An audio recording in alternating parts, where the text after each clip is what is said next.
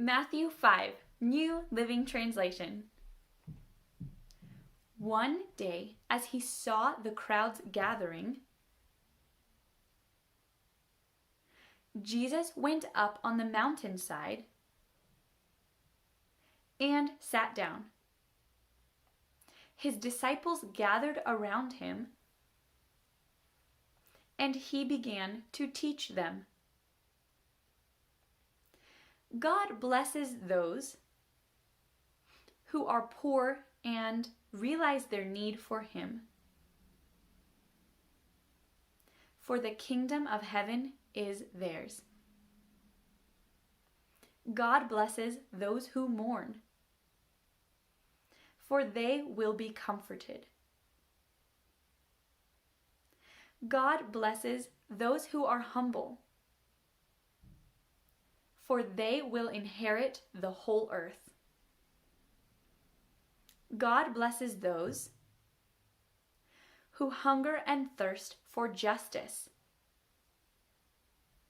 for they will be satisfied.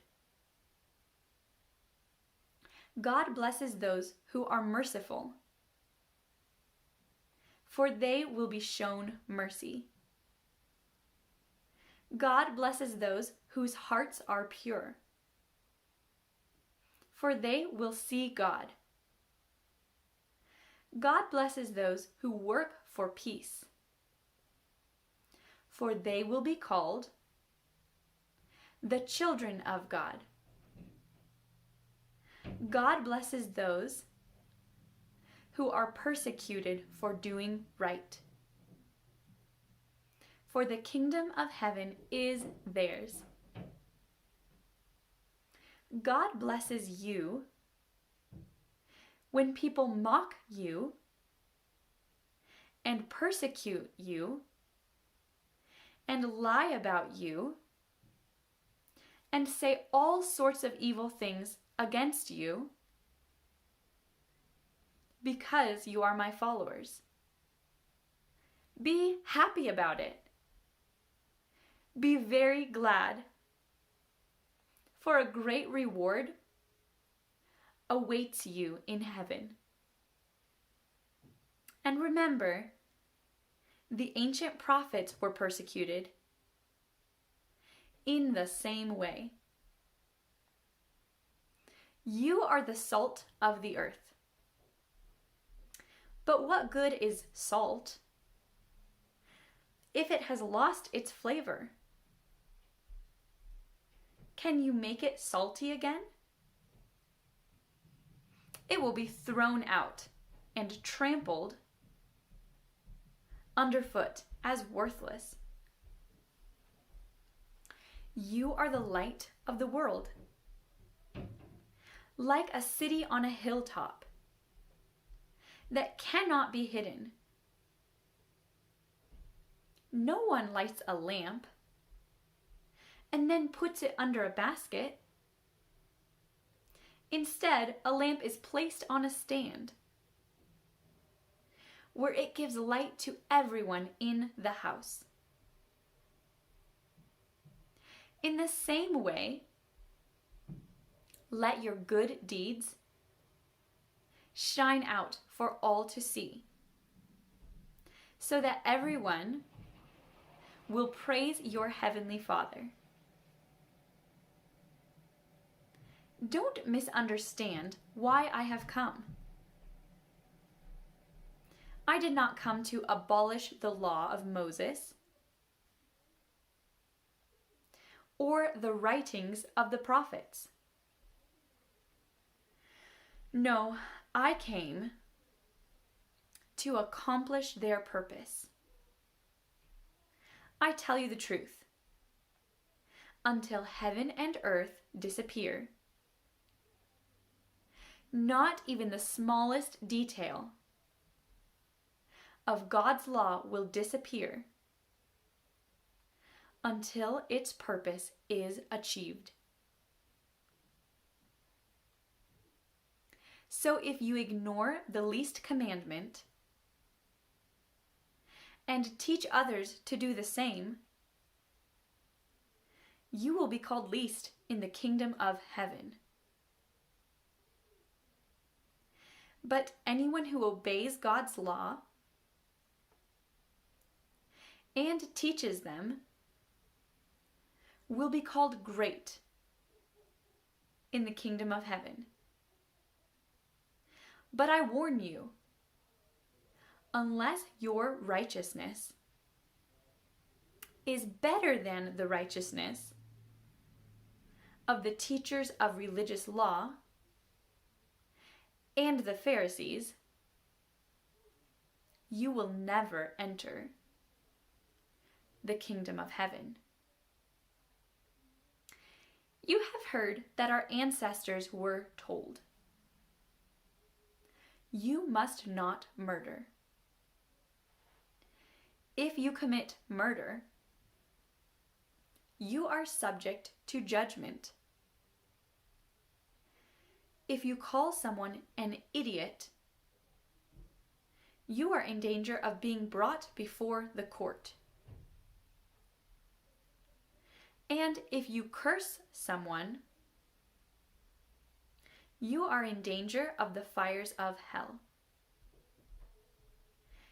So if you are presenting a sacrifice at the altar in the temple, and you suddenly remember that someone has something against you, leave your sacrifice there at the altar. Go and be reconciled to that person. Then come and offer your sacrifice to God. When you are on the way to court with your adversary, settle your differences quickly. Otherwise, your accuser may hand you over to the judge, who will hand you over to an officer, and you will be thrown into prison. And if that happens, you surely won't be free again until you have paid the last penny. You have heard the commandment that says, "You must not commit adultery." But I say, anyone who even looks at a woman with lust has already committed adultery with her in his heart. So if your eye, even your good eye, causes you to lust, gouge it out and throw it away. It is better for you to lose one part of your body than for your whole body to be thrown into hell. And if your hand, even your stronger hand, causes you to sin, cut it off and throw it away. It is better for you to lose one part of your body than for your whole body to be thrown into hell. You have heard the law that says, a man can divorce his wife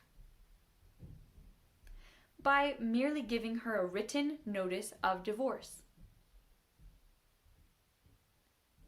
But I say that a man who divorces his wife, unless she has been unfaithful, causes her to commit adultery.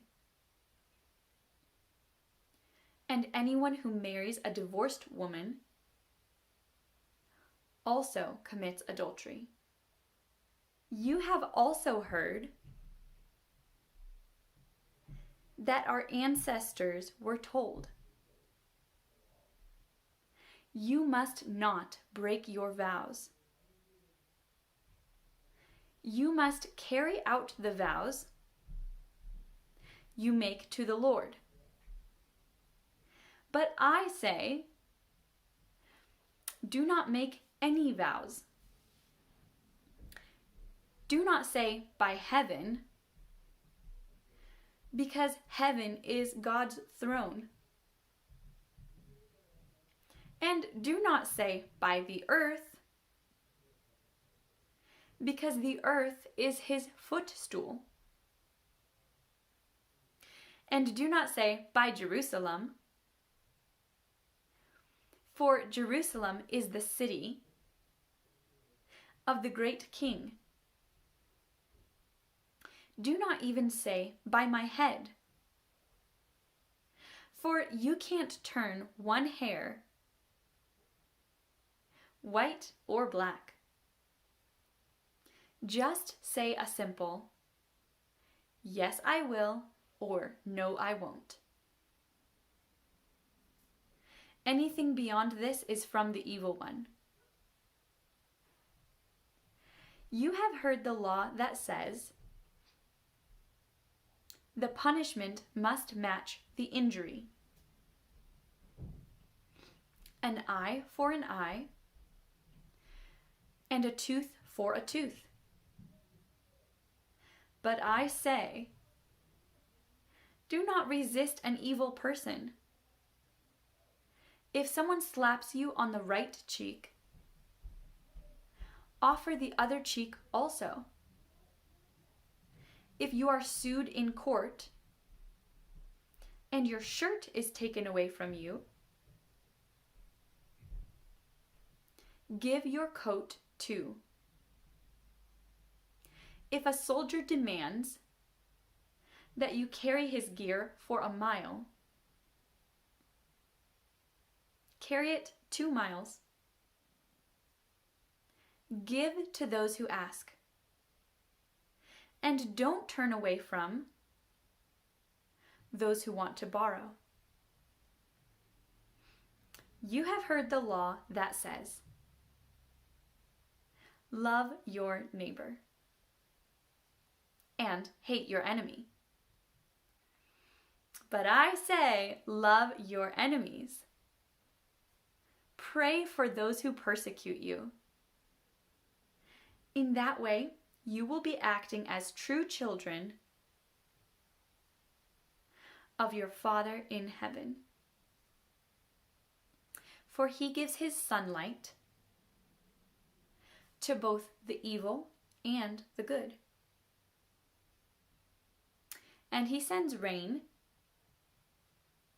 on the just and the unjust alike. If you love only those who love you, what reward is there for that? Even corrupt tax collectors do that much. If you are kind only to your friends, how are you different from anyone else? Even pagans do that. But you are to be perfect,